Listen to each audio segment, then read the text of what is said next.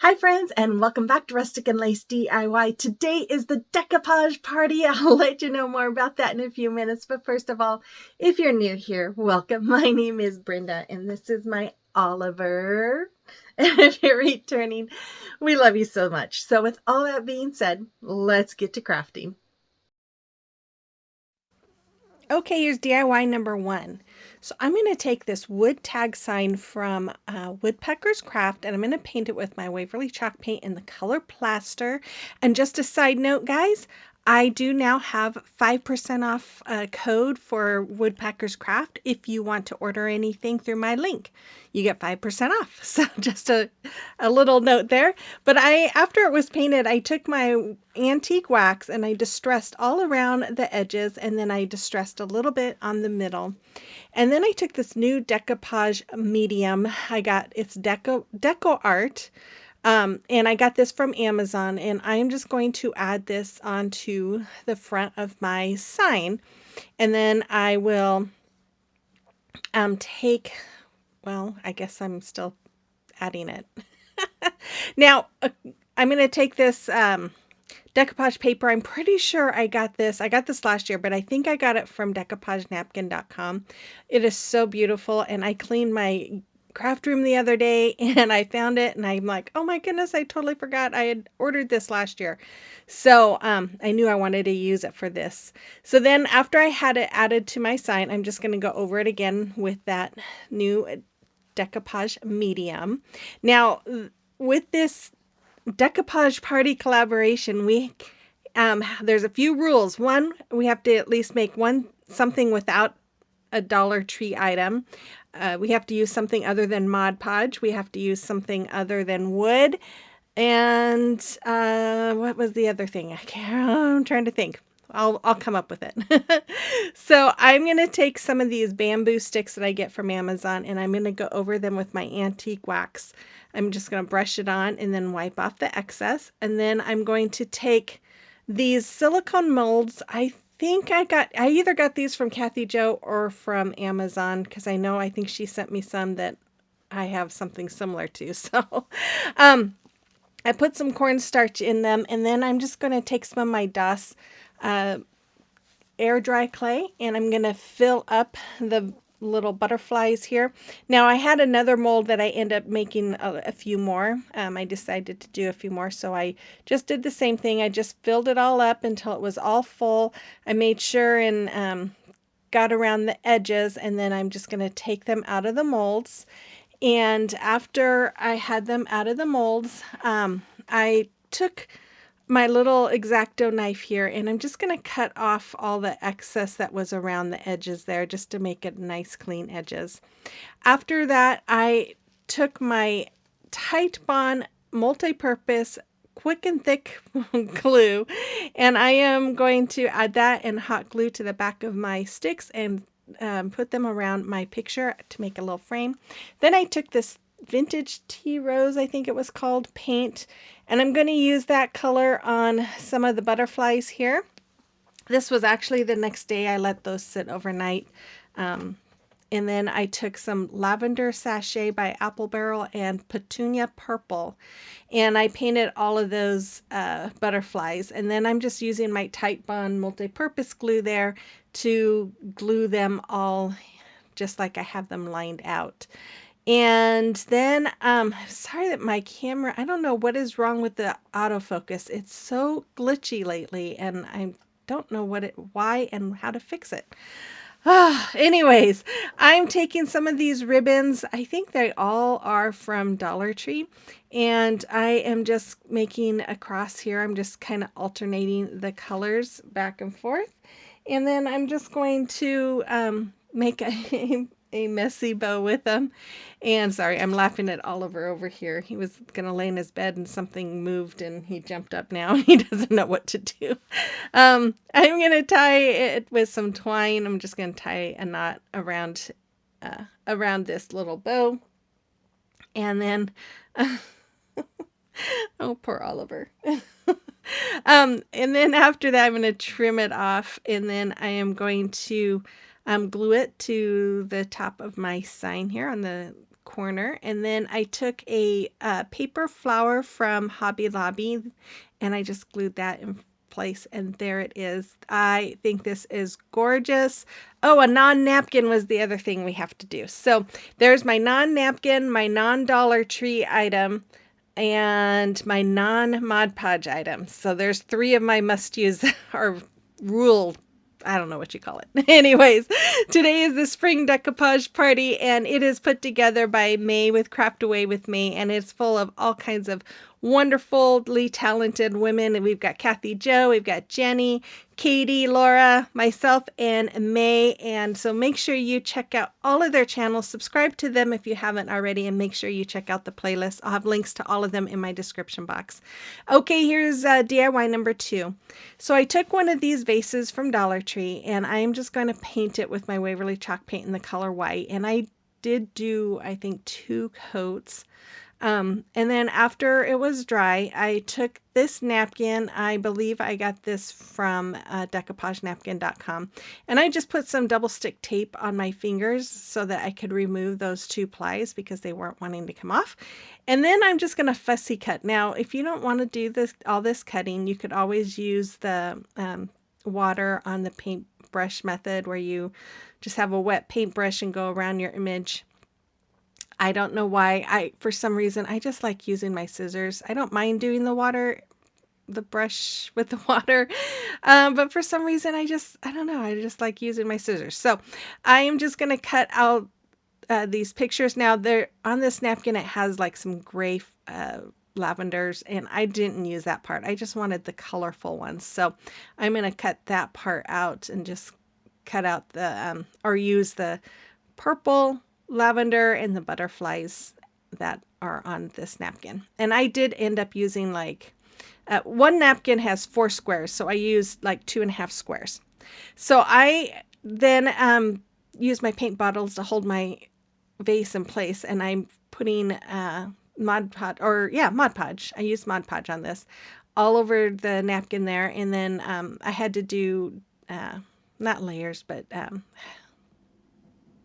different napkins, different parts of the napkins. So I'm just laying this in place, and then I'm using my saran wrap here to tap it all in place. As long as you make sure you don't have glue on the end of that saran wrap, this is a good way to get all the napkin adhered to that Mod Podge, and it does wrinkle a little bit. It's not as good as the heat press method, but it's still a really good way to get all those wrinkles out.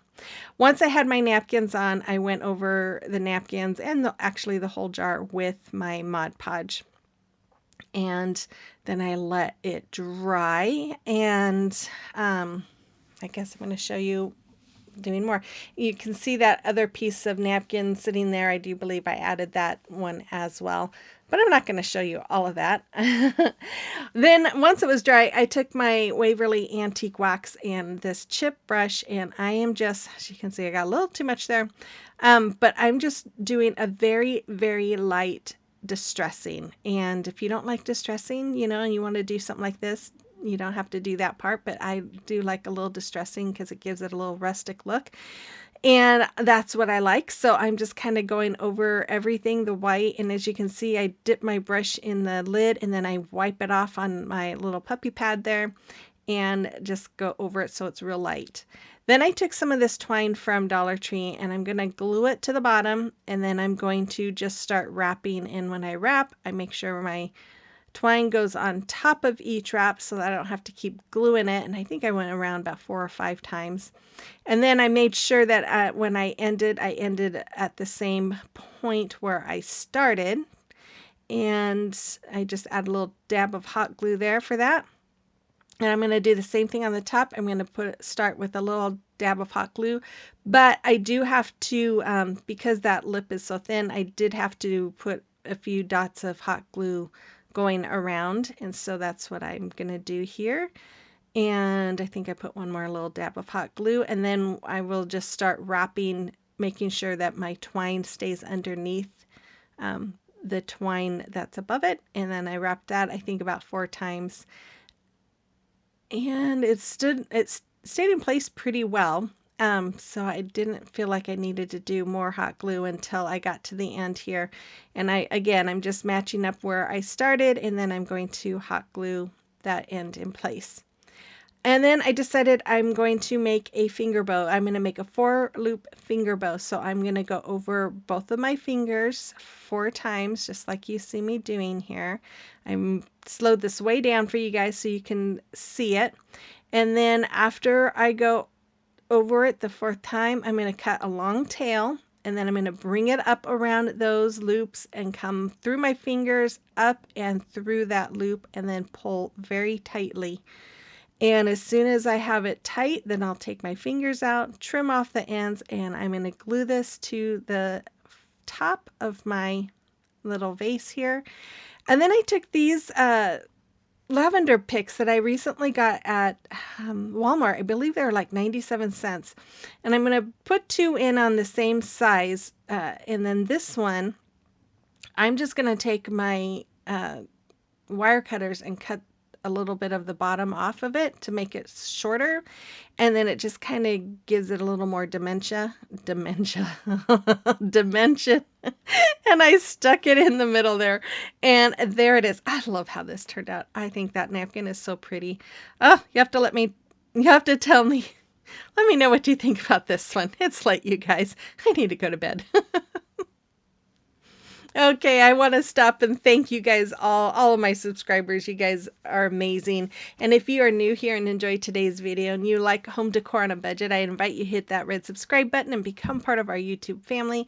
And then make sure you guys give me that thumbs up, comment, and watch those ads. That really does help my channel grow. And if you'd like to follow me on social media, you can find those links in my description box below as well. Okay, here's DIY number 3.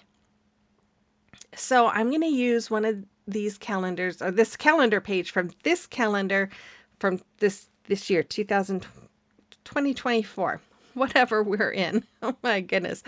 I'm going to start out by cutting around the wording. Now, I really loved the border that was on the bottom of this, and I was going to try to incorporate it, but I just couldn't figure out a way to incorporate it.